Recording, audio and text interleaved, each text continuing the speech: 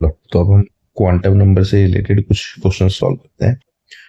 पहला है, what is the total number of orbitals associated with the principal quantum number 3। तो हमारे पास एन, एल, एम और एस, ये चार मैग्नेटिक सॉरी चार क्वांटम नंबर थे।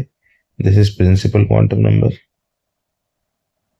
This is azimuthal quantum number, ये मैग्नेटिक था, है ना, और ये स्पिन क्वांटम नंबर। तो इसके अंदर इसको हम शेल भी बोलते हैं, इसको सब शेल बोलते हैं, और इसको ऑर्बिटल्स बोलते हैं। ठीक है, ये तो प्लस हाफ और माइनस हाफ होता है। तो ये थोड़ा सा नाम याद रखना है कि ऑर्बिटल किसको बोलते हैं। हम जनरली ऑर्बिटल हम ज्यादा यूज करेंगे वर्ड, ठीक है। तो बोलता है नंबर ऑफ ऑर्बिटल्स बताओ एन जब 3 हो। तो हमने किया है, ये पूरा टेबल हमें आता है। एन जब 0 हो, सॉरी 0 तो होता नहीं, 1 हो तो ये 1 ही होता है, एस होता है बस। फिर ये 2 हो तो ये एस और पी होता है, 1 और 2 नंबर होता है। जब ये 3 हो तब ये एस पी डी होता है, 0 0 0 1 और 2 नंबर होता है इसका। ठीक, और इसके अंदर आ, फिर इस एस के अंदर बॉक्स होता है, इसमें एक बॉक्स होता है, इसमें 3 होते हैं और इसमें 5 होते हैं। तो 5, अगर मैं थर्ड शेल की बात करूं या प्रिंसिपल क्वांटम नंबर 3 की, तो इसमें कितने बॉक्स हो गए, 1 2 3 4 5 6 7 8। तो यानी कि थर्ड शेल में कितने ऑर्बिटल्स हैं, 9 ऑर्बिटल्स। ठीक है, तो आप ऐसे ही बना सकते हो, या फिर इसका एक डायरेक्ट फॉर्मूला भी होता है नंबर ऑफ ऑर्बिटल्स का। जैसे देखो, एन से एल बनाते हैं हम, एक एन में कितने एल होते हैं, तो L is equal to N ही होता है। अगर थर्ड शेल है तो 3 ही एल होते हैं, है ना। फोर्थ शेल है तो फोर शेल है तो 4 ही सब शेल होते हैं। लेकिन जो मैग्नेटिक क्वांटम नंबर है, इसका फॉर्मूला डायरेक्ट होता है एन स्क्वायर, कि किसी प्रिंसिपल क्वांटम नंबर में कितने मैग्नेटिक है या ऑर्बिटल हैं, उसका फॉर्मूला क्या होता है, एन स्क्वायर। जैसे थर्ड है तो थर्ड में कितने हो जाएंगे, 3 का स्क्वायर यानी 9 थर्ड शेल में। ठीक है, डायरेक्ट भी फॉर्मूला होता है। या फिर और एल से जब हम निकालते हैं तो ये क्या होता है, 2l+1, ये फॉर्मूला होता है। हर एल में कितने एम है, ये इसका फॉर्मूला होता है, ये हम ऑलरेडी कर चुके हैं। एन स्क्वायर वाला फॉर्मूला हमने नहीं किया था, तो ये थोड़ा ध्यान रखेंगे, ठीक है। Using SPDF notations describe the orbitals with the following quantum numbers. तो एसपीडीएफ के लिए आपको पता होना चाहिए, याद रहना चाहिए। एस क्या होता है, 0, P1, ये 2, ये 3, और ये किसकी वैल्यू है, एल की वैल्यू होती है ना।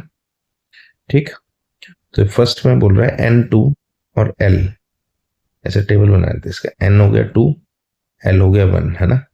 तो N2 और L1, तो ये जाएगा N1 मतलब 2p हो गया, ये ऑर्बिटल कौन सा हो गया, 2p। ठीक है, ऑर्बिटल लिख लेते हैं। इस बी पार्ट में है, N की वैल्यू 4 है, L की वैल्यू 0 है, तो क्या हो गया 4s। सी में लिख लेते हैं, N की वैल्यू 5 है, इसकी वैल्यू 3 है, तो 5f। चौथे में है N की वैल्यू 3 और L की वैल्यू 2, तो ये 3d। ठीक है, ऑफ फॉलोइंग आयंस। तो इलेक्ट्रॉनिक कॉन्फ़िगरेशन के लिए देखो, आपको एक तो वो प्रिंसिपल याद होना चाहिए, 1s 2s 2p, 3s 3p 3d, 4s 4p 4d 4f, 5s 5p 5d। इसको क्रॉस मारते हैं, एक बार लिख लेते हैं, है ना। 1s 2s 2p 3s 3p 4s 3d 4p 5s 4d 5p 6s। ठीक है, ये एक बार लिख लिया, अभी कंटिन्यू रहेगा। अब इसमें आता है फर्स्ट में H माइनस की इलेक्ट्रॉनिक कॉन्फ़िगरेशन लिखनी है। तो जो ए पार्ट है, तो पहले इसके लिए हाइड्रोजन की लिखते हैं। तो हाइड्रोजन का नंबर है 1, तो हाइड्रोजन की तो 1s1 हो गई। लेकिन H माइनस का मतलब क्या है, कि इसने एक इलेक्ट्रॉन को गेन किया है ना। हाइड्रोजन ने एक इलेक्ट्रॉन गेन किया, तभी तो इसके ऊपर माइनस चार्ज आ गया। तो एक इलेक्ट्रॉन गेन करने से इसका इलेक्ट्रॉन एक की जगह कितने हो गए, 2 हो गए। ठीक है, नेक्स्ट बी पार्ट में Na+। तो Na+ बनाने से पहले Na की बनाओ। Na का एटॉमिक नंबर होता है 11, तो 1s2 2s2 2 और 2 4 2p6, 4 6 10 और 3s1। तो ये तो क्या नॉर्मली Na की इलेक्ट्रॉनिक कॉन्फ़िगरेशन हो गई, ठीक। लेकिन ये क्या है, Na पॉजिटिव है। तो ये Na पॉजिटिव कैसे बना, यानी इसने एक इलेक्ट्रॉन को लूज करा है, 1 इलेक्ट्रॉन लॉस हुआ इसका। तो लॉस होने की वजह से इसका एक इलेक्ट्रॉन यहां से भाग जाएगा, लास्ट वाला। तो 1s2, 2s2, 2p6, 3s0 लिख सकते हो, ठीक है।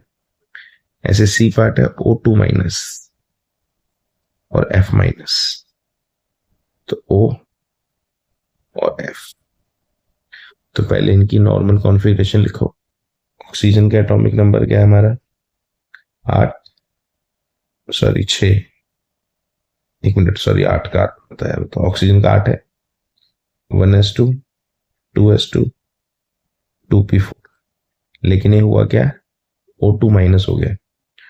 तो O से O2 माइनस होने के लिए इसने कितने इलेक्ट्रॉन गेन करे, 2 इलेक्ट्रॉन। 2 इलेक्ट्रॉन इसने प्लस किया है। 2 इलेक्ट्रॉन प्लस करेगा तो क्या होगा, 1s2, 2s2, 2p6 हो जाएगा, ठीक है। ऐसे ही F, फ्लोरीन, फ्लोरीन का नंबर होता है 9, तो जाएगा 1s2, 2s2, p5, 2 2 4 5 9 हो गया ना। लेकिन हमें बनाना क्या है, F माइनस। तो F से F माइनस कैसा है, इसने एक इलेक्ट्रॉन गेन कर लिया है ना, तो एक इलेक्ट्रॉन ज्यादा हो जाएगा, 1s2, 2s2, 2p6, ठीक है। Question second, what are the atomic number of elements whose outermost electrons are represented by। तो 3 ऑप्शन अब की बार हमारे पास फिर से। तो फर्स्ट का बोलता है लास्ट में क्या 3s1 है। तो देखो एक बात बताओ, 3s1 तो तभी आया होगा ना जब शुरुआत से यहां तक पहुंच गया। ऐसे बी में क्या है, 2p3 है ना, और सी के लास्ट में क्या है, 3p5। यानी इससे आगे के जितने ऑर्बिटल में पूरे भरे हुए हैं। तो ऑर्बिटल का ऑर्डर यहां से लिख लेते हैं एक बार, 1s 2s 2p 3s, 1s 2s 2p 3s, फिर क्या है 3p 4s 3d, 3p 4s 3d। तो ये सीक्वेंस में भरे गए होंगे। तो ये तो यहां तक रुक गया, यहाँ पे लास्ट हो गया इसका, है ना। फिर इसको भी लिख लेते हैं, 1 मिनट। इसका 2p3 यहाँ पे लास्ट हो गया, तो मैं आगे के नहीं लिख रहा, ये 3p तक गया यहाँ पे। तो 1s 2s 2p 3s 3p5, इसे हटा देते हैं लास्ट। तो ये इनकी एक्चुअल में इलेक्ट्रॉनिक कॉन्फ़िगरेशन है, यहाँ पे लास्ट है इसका। तो ये लास्ट में तो तभी आए ना जब आगे वाले भर गए होंगे। तो ये 2 2 4 और 6 10 और 1 11, यानी इसमें 11 है। ऐसे इसमें 2 2 4 और 3 7 है। इसमें 2 और 2 4 और 6 10 और 2 12 और 5 6 17 हो गए, ठीक है ना। तो इन सब के एटॉमिक नंबर आ गए। एटॉमिक नंबर ही पूछे, नाम पूछा नहीं, इसलिए हम नाम बता नहीं रहे। पूछा होता तो नाम आप लोगों को पता ही है, जैसे इसके हैं ये बता सकते, ठीक है। ऐसी नेक्स्ट पार्ट है, which atoms are indicated by the following configurations. ही He2s1, इसका मतलब क्या है कि हीलियम के बाद 2s1 आ गया। तो देखो हीलियम का नंबर क्या है, हीलियम का नंबर होता है 2। तो 2 इलेक्ट्रॉन तो इसके पास है और 1 इलेक्ट्रॉन यहाँ हो गया। तो 2+1 यानी इसके इलेक्ट्रॉन कितने हो गए, 3 हो गए, है ना। यार लिख लेते हैं यहाँ पे, ये He2s1 है।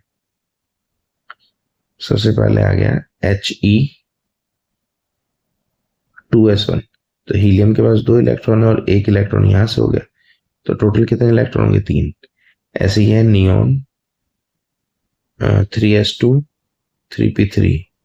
तो नियोन के पास कितने इलेक्ट्रॉन है, नियोन के पास है 10 और 2 और 3 यहाँ आ गए एक्स्ट्रा ही। तो ये टोटल इलेक्ट्रॉन कितने हो गए, 15। ऐसे अगले के पास आर्गन C AR के बाद है 4s2 3d1। तो इसके पास आर्गन पे 18 होते हैं और 2 और 1 3 एक्स्ट्रा है इसके बाद ही। तो ये हो गया 21। तो अब इन सब का नाम लिख देंगे हम, ठीक है। 3 वाला क्या है हमारा, लिथियम। 15 वाला क्या है, फॉस्फोरस। और 21 पे क्या है, स्कैंडियम S, ठीक है। Lowest value of n that allows g orbital to exist. G orbital कहाँ आते हैं, तो देखो हमने लिखा था 1s, फिर उसके बाद आता है 2s 2p, ठीक है। फिर आता है 3s 3p 3d, फिर आता है 4s 4p 4d 4f, एक एक बार बढ़ता रहता है। 5s 5p 5d 5f 5g। तो जी आ गया ऑर्बिटल। तो जी ऑर्बिटल कौन से शेल में आया? फिफ्थ में। अब आगे तो आता ही रहेगा। तो लोएस्ट नंबर पूछा, तो लोएस्ट वैल्यू क्या है हमारी एन की? 5। तो फिफ्थ ऑर्बिटल में कम से कम फिफ्थ ऑर्बिटल होना ही चाहिए अगर आपको जी ऑर्बिटल चाहिए, फिफ्थ शेल होना चाहिए। एन की वैल्यू क्या होनी चाहिए? 5 होनी चाहिए। नेक्स्ट क्वेश्चन में पूछ रहा है कि इलेक्ट्रॉन है जो कि one of the 3D orbitals में है, तो एन एल और एम की क्या क्या पॉसिबल वैल्यूज हो सकती है इसके इलेक्ट्रॉन के लिए? तो ध्यान से देखेंगे। पहले तो 3D का डायग्राम बनाओ। 3D कैसा होता है? 3D होता है 3D ऑर्बिटल, इसमें 5 होता है। ये क्या होता है? -2 -1 0 1 2। अब इसमें अगर एन की वैल्यू देखें तो एन की वैल्यू तो फिक्स है, 3 है तो बदल ही नहीं सकती। ऐसी जो एल की वैल्यू है, एल क्या है हमारा? डी। डी है ना, और डी का नंबर क्या होता है? S P D 3, sorry 0 1 2 2। S P D का नंबर होता है ना, एस का नंबर 0, पी का नंबर 1 और डी का नंबर 2। तो डी का नंबर क्या हो गया? 2 हो गया। एल की वैल्यू क्या हो गई? 2 हो गई। तीसरा बचा एम, मैग्नेटिक क्वांटम नंबर, है ना। तो मैग्नेटिक क्वांटम नंबर ये एजीमुथल हो गया, प्रिंसिपल हो गया। मैग्नेटिक क्वांटम नंबर हमारा -2 -1 0 1 और 2 कुछ भी हो सकता है, या +1 +2 लिख लो इसे, है ना। इन पांचों में से इलेक्ट्रॉन कहीं पे भी हो सकता है, ठीक है। क्वेश्चन करता है एटॉमिक ऑर्बिटल एज एन की वैल्यू 3 है, तो एल और एम की क्या क्या वैल्यू सकते हो? तो देखो भाई 1s 2s 2p 3s 3p 3d, है ना। तो एसपीडी हो सकता है, तीनों हो सकते हैं। तो एन अगर 3 है तो हमारा जो एल है उसकी वैल्यू क्या हो सकती है? 0 1 और 2, S0 एस पी और डी, ठीक है। इसके बाद एम की वैल्यू, तो एम की वैल्यू एस में अगर जाओ तो 0 ही रहेगी एस में। अगर पी में आ जाओगे तो पी में कितने? 3 हो जाएंगे, तो -1 0 और +1 हो जाएगा, ठीक है। और अगर डी में जाओगे तो ये -2 -1 0 1 और 2 हो सकता है, ठीक है। तो इसकी जो वैल्यू है ये डिपेंड करता है कि अगर एस है तो ये 0 रहेगी, अगर पी है तो -1 0 +1 हो जाएगी, और डी है तो -2 -1 0 1 2 हो जाएगा। अगला क्वेश्चन है list the principal quantum numbers of electrons for 3D orbitals. देखो अगर 3D ऑर्बिटल बनाओगे तो 3D ऑर्बिटल हमारा क्या है? ये वाला। अभी हमने भी बनाया था पिछले क्वेश्चन में, 3D हो गया। -2 0 1 3, सॉरी गलत ये क्या लिख दिया? -2 -1 0 1 और 2, है ना। तो ये हो गया। तो अब इसके नंबर क्या क्या हो सकते हैं? देखो एन एल एम और ऐसे 4 क्वांटम नंबर होता है हमारे पास। तो एन तो 3 रहेगा हर बार, एल की वैल्यू 2 रहेगी हर बार, क्योंकि डी है, डी की वैल्यू 2 होती है ना। L is equal to d, d का नंबर 2 है। अब एम की वैल्यू बदल सकते हैं, तो एम की वैल्यू क्या हो सकती है? -2 -1 0 1 और 2, ये हो सकती है ना। और क्वांटम नंबर्स एम और एल ही पूछा इन्होंने इलेक्ट्रॉन का, तो एम और एल ही लिख दिया हमने, ठीक है। अगर एस की भी बात करेंगे तो अगर मानो पूछा जाए, सपोज करो एस भी पूछा होता, वैसे इसमें पूछा नहीं है, तो अगर एस भी पूछा होता तो क्या होगा? ये 2 बार हो सकता है, फिर -1 2 बार, 0 2 बार, 1 2 बार, 2 2 बार। क्यों? क्योंकि एस की वैल्यू +½ हो सकती है, -½ हो सकती है। +½ -½ +½ -½ +½ -½ +½ माइनस, ये सीधा और उल्टा इलेक्ट्रॉन होता है ना, ठीक है। हालांकि एस की वैल्यू इसमें पूछी नहीं है, बट स्टिल मैंने आपको बता दिया कि अगर प्लानो पेपर में पूछा जाए तो ये आंसर होना चाहिए था। ना which of the following orbitals are possible, इसमें से क्या क्या पॉसिबल है? तो देखो हम ओरिजिनल 1s होता है, फिर 2s 2p होता है, फिर 3s 3p 3d होता है, यहीं तक है। 3f तो होता नहीं है, तो 3f नहीं हो सकता, 2p हो सकता है, 2s हो सकता है, और 1p नहीं हो सकता, ठीक है ना। तो ये दोनों नॉट पॉसिबल है, ये दोनों पॉसिबल है, क्योंकि यही होते हैं जो हमें आते हैं बनाने, ठीक है। तो ये स्टेटमेंट वाले क्वेश्चन है ना, देख के ऐसा लगेगा कितना मुश्किल है, लेकिन मुश्किल नहीं है। आप इसे ध्यान से देखो, और जो चीजें हमने सीखी है उसी से होंगे सारे क्वेश्चन, ठीक है ना।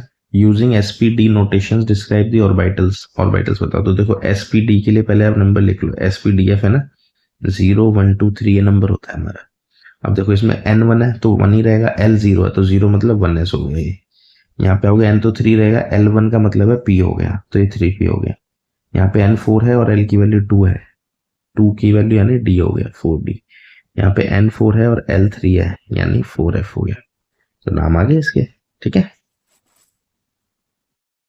अगला क्वेश्चन करते हैं, रीजंस देके बताएं कि क्या पॉसिबल है और क्या नहीं है। तो ए में देखो सबसे पहले देखो इसके लिए आपको क्या करना है, बना लो 1s 2s 2p 3s 3p 3d 4s 4p 4d 4f।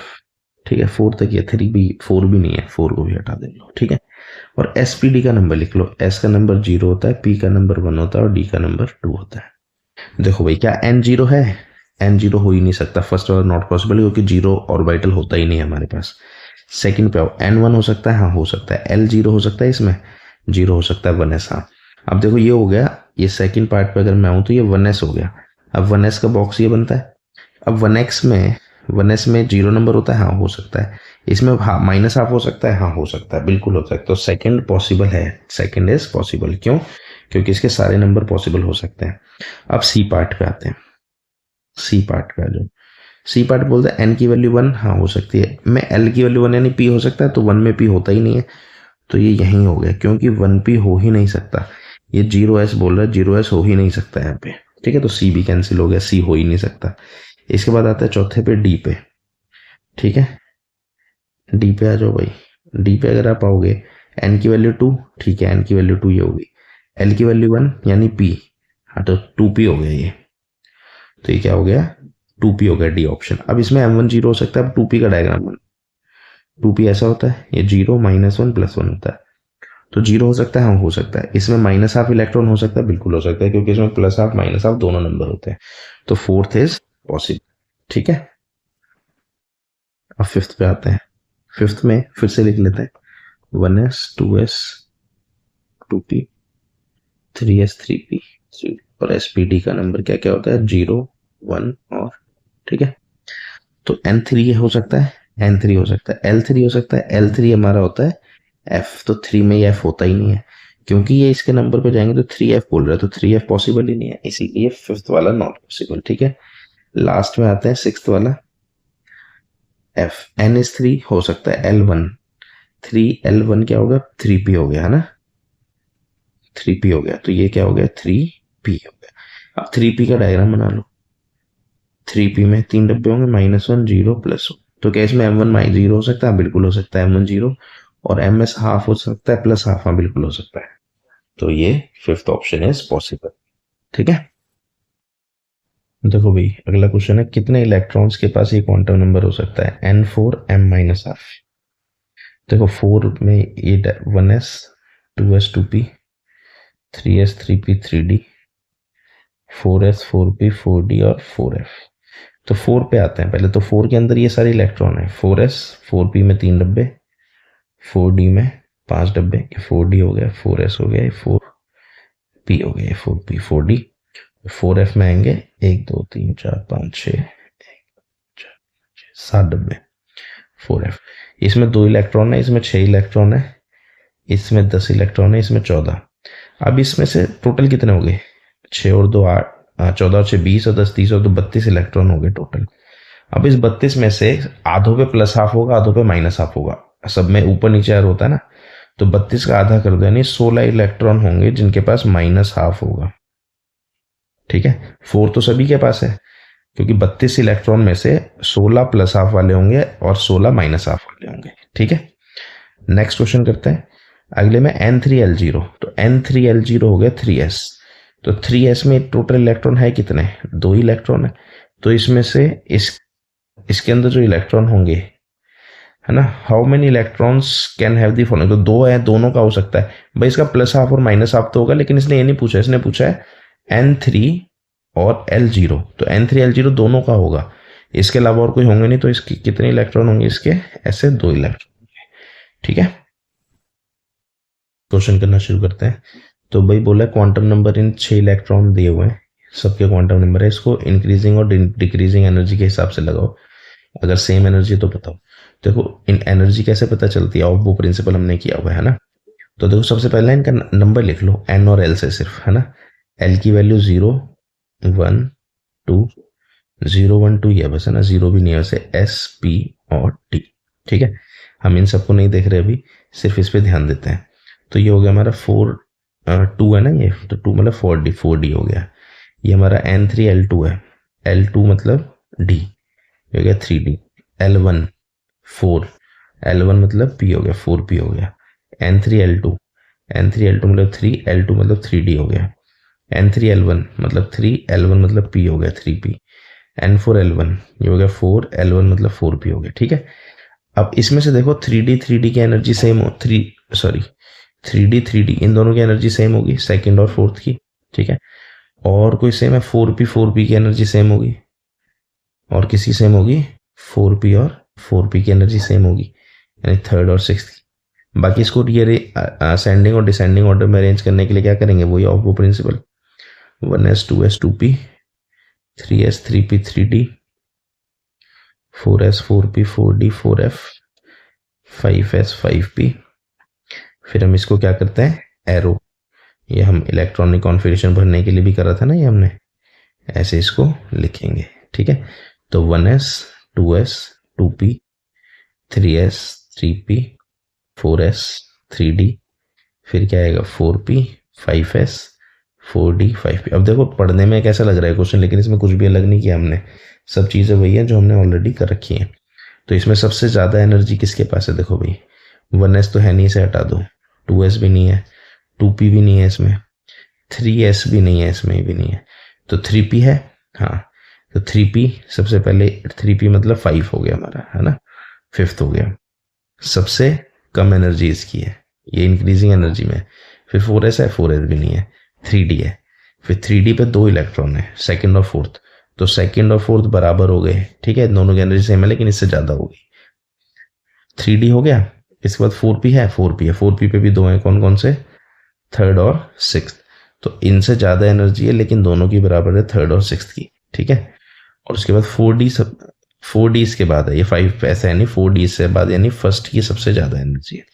तो ये इंक्रीजिंग ऑर्डर में भी लग गए और इनकी बराबर है, इन दोनों की आपस में बराबर एनर्जी है। ठीक है, एनर्जी के लिए ना एल और एस का फर्क नहीं पड़ता, एन और एल से एनर्जी पता लगती है, जो हमने ऑब्बो प्रिंसिपल में ऑलरेडी हमने किया हुआ है ना। ऑब्बो प्रिंसिपल क्या कहता है, the orbitals are filled on the order of their increasing energies. ठीक है, अगला क्वेश्चन करते हैं। ब्रोमीन के पास 35 इलेक्ट्रॉन है, 6 इलेक्ट्रॉन है 2p में, 6 इलेक्ट्रॉन है 3p में, 5 इलेक्ट्रॉन है 4p में। तो देखो 1s 2s 2p, 3s 3p 3d, 4s 4p 4d, 4f 5s 5d। अब जब हम इसे भरते हैं इलेक्ट्रॉन को, तो किस ऑर्डर में भरता है, 1s 2s, ऐसे एरो मारते हैं ना, 2p 3s 3p 4s 3d 4p 5s। तो इसमें देखो सबसे पहले क्या आया, 2p, फिर आया 3p, फिर आया 4p। तो यानी 2p अंदर है, 3p बाहर है और 4p सबसे बाहर है, तो यहाँ न्यूक्लियस है। तो जैसे जैसे आप दूर जाओगे ऐसे ऐसे ही न्यूक्लियस की ताकत इस पे क्या होती जाएगी, कम होती जाएगी। ठीक है, तो जो न्यूक्लियर एनर्जी होती है दो चीजों पे डिपेंड करती है, एक तो डिस्टेंस पे कि वो कितनी दूर है, और दूसरा ये डिपेंड करती है शील्डिंग इफेक्ट पे। शील्डिंग इफेक्ट का मतलब होता है जो अंदर के इलेक्ट्रॉन होते हैं ना, वो उसे धक्का देते हैं बाहर वालों को और बाहर की तरफ। ठीक है, क्यों, रिपल्शन होता है क्योंकि सेम चार्ज होता है। तो होता है क्या, शील्डिंग इफेक्ट की वजह से और डिस्टेंस की वजह से जो 4p में जितने भी इलेक्ट्रॉन है इनके पास सबसे ज्यादा होगी, सबसे कम होगी सॉरी, 4p के पास सबसे कम इफेक्टिव एनर्जी लगेगी। तो लोएस्ट इफेक्टिव एनर्जी किस पे लगेगी, 4p पे। और अगर ये हाईएस्ट पूछे तो इस पे हाईएस्ट लगेगी क्योंकि ये सबसे पास है न्यूक्लियस के, और 4p वाला सबसे दूर है, इस पे लोएस्ट एनर्जी लगेगी। ठीक है, क्योंकि न्यूक्लियस के अकॉर्डिंग होता है ये, न्यूक्लियस यहाँ पे होता है सेंटर पे। ठीक है, तो ये देखना है कि पेयर ऑफ ऑर्बिटल में देखेंगे किसके पास न्यूक्लियर चार्ज ज्यादा लग रहा है, तो जो पास होगा उस पर ज्यादा लगेगा।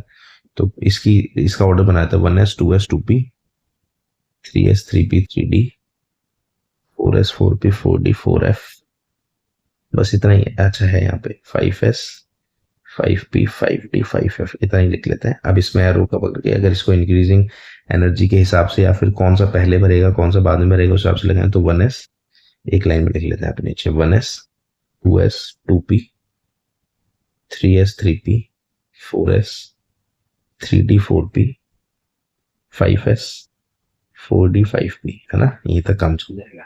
अब इसमें देखो सबसे पहले क्या है, 2s और 3s, तो इन दोनों में से 2s यहाँ है 3s यहाँ, एक 2s यहाँ है 3s यहाँ है, तो इन दोनों में से क्या पूछा, ज्यादा किस पे लगे, तो ज्यादा किस पे लगे, जो पास है, तो कौन सा पास है, 2s। ठीक है, इसके बाद यहाँ पे आ जाओ 4d और 4f, तो 4d और 4f में से पहले कौन सा आया, 4d आया, 4f तो भी आया ही नहीं है, 5p के आगे आएगा, आगे लिख लेते हैं, 5p के बाद आएगा 6s, उसके बाद आएगा 4f, ठीक है, 4d और 4f। तो इसमें 4d पहले आ रहा है, 4f बाद में आ रहा है, इसीलिए यहाँ पे किसके ज्यादा कौन एक्सपीरियंस करेगा, 4d पास वाला। ऐसे 3d और 3p, 3d और 3p में से पहले पास में कौन है, 3p, तो ज्यादा कौन एक्सपीरियंस करेगा, 3p। यानी जो पास वाला होगा उस पर फोर्स ज्यादा लगेगी और जो दूर वाला होगा उस पर फोर्स कम लगेगी, ठीक है। ये सेम पिछले क्वेश्चन जैसा ही समझ लो। Unpaired electron in aluminium and silicon और प्रेजेंट इन 3p ऑर्बिटल। देखो एल्यूमिनियम और सिलिकॉन दोनों में 3p ऑर्बिटल जो है, यहाँ पे इलेक्ट्रॉन बैठा है 3p में, तो ठीक है। Which electron will experience more effective nuclear charge from the nucleus. Nucleus से कौन ज्यादा चार्ज खींचेगा। ध्यान से समझे कि दोनों का ऑर्बिटल सेम है, दोनों का डिस्टेंस सेम है एटम से, है ना, सेम डिस्टेंस है दोनों का न्यूक्लियस से, दोनों ऑर्बिटल से इलेक्ट्रॉन का। लेकिन यहाँ पे एक चीज इंपॉर्टेंट आपको ध्यान देने की, जो सिलिकॉन का जो एटॉमिक नंबर है वो है 14 और एल्यूमिनियम का एटॉमिक नंबर है 13, यानी इसके प्रोटॉन 13 है और इसके प्रोटॉन 14 है। तो क्योंकि इसके प्रोटॉन ज्यादा है तो ये ज्यादा ताकत से खींचेगा अंदर की तरफ रेदर देन एल्यूमिनियम, ठीक है। तो जो सिलिकॉन है, silicon will experience more force, it will experience more force, क्यों, क्योंकि इसके अंदर एटॉमिक नंबर प्रोटॉन ज्यादा है, इसीलिए ज्यादा ताकत से खींचेगा, ठीक है। Next question, indicate the number of unpaired electrons in p, si, cr, fe and kr। तो देखो ये आपको अलग से करने की जरूरत नहीं, क्योंकि हमने ऑलरेडी इलेक्ट्रॉनिक कॉन्फ़िगरेशन हमको करनी आती है। तो आप इलेक्ट्रॉनिक कॉन्फ़िगरेशन बना के ना आपको ये देखना है बस कि कहाँ पे पेयरिंग नहीं हो रही। जैसे फॉस्फोरस की इलेक्ट्रॉनिक कॉन्फ़िगरेशन आप बनाओगे तो ये 1s2 2s2 2p6 3s2 3p3 हो जाएगा। तो देखो भाई जो 3s का डायग्राम जब आप बनाओगे तो ये पेयर हो गया ना, और जब आप 3p का डायग्राम बनाओगे तो ये 3 कैसे बनेंगे, सिंगल। तो इसके पास कितने इलेक्ट्रॉन हो गए अनपेयर्ड, 3 हो गए, ठीक है ना, फॉस्फोरस के। ऐसे जब आप सिलिकॉन का एक ही इलेक्ट्रॉनिक कॉन्फ़िगरेशन करोगे, ये थे 1s2 2s2 2p6 3s2 3p2, तो देखो यहाँ तक तो भरे हुए मिलेंगे सब 3s तक तो, ठीक है। लेकिन जब आप 3p में जाओगे तो हमारा रूल है ना कि सब पहले सबको सिंगल भरना है, तो इसके पास कितने इलेक्ट्रॉन हो गए अनपेयर्ड, 2 हो गए, ठीक है। ऐसे ही सारी इलेक्ट्रॉनिक कॉन्फ़िगरेशन आपको आनी चाहिए। क्रोमियम तो हम ऑलरेडी कर चुके हैं, स्टार है ये तो वैसे ही पेपर में बहुत आता है, ठीक है। तो क्रोमियम की लास्ट करते हैं, बस देखो क्रोमियम होता है 3d5 4s1, स्टार वाली कॉन्फ़िगरेशन है, इसकी याद रखना, जो हाफ फील्ड और फुल फील्ड है। तो इसके अंदर 5 इसमें सिंगल है और 1 इसमें सिंगल है, तो क्रोमियम के पास कितने अनपेयर्ड हो गए, 6 हो गए। ऐसे आयरन, आयरन की इलेक्ट्रॉनिक कॉन्फ़िगरेशन जब आप लास्ट में जाओगे तो 3d6 4s2 होती है, ठीक है।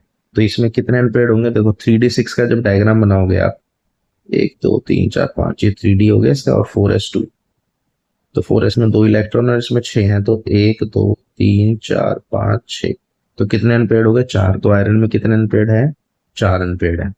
ऐसे Kr, क्रिप्टॉन, Kr क्या है, क्रिप्टॉन के अंदर 0 अनपेयर्ड है, क्योंकि इसके लास्ट में ना आप 4p6 पूरी तरह से फिल्ड है, इसके अंदर 0 अनपेयर्ड इलेक्ट्रॉन हुए। तो इससे इन सब के आपको एटॉमिक नंबर पता होने चाहिए, और ये सारे तो वैसे भी याद करने वाले जो इंपॉर्टेंट है, क्रिप्टॉन अलग है तो इसका भी याद कर लेना पेपर के लिए नंबर, ठीक है। Question, how many substance are associated with n is equal to 4। देखो भाई हमको ये बनाना था 1s, फिर 2s 2p, फिर 3s 3p 3d, फोर्थ में क्या आता है 4s 4p 4d और 4f। तो यही 4 सबशेल हैं जो कि एसोसिएटेड है कौन से, s p d और f, किसके साथ, फोर्थ शेल के साथ, ठीक है।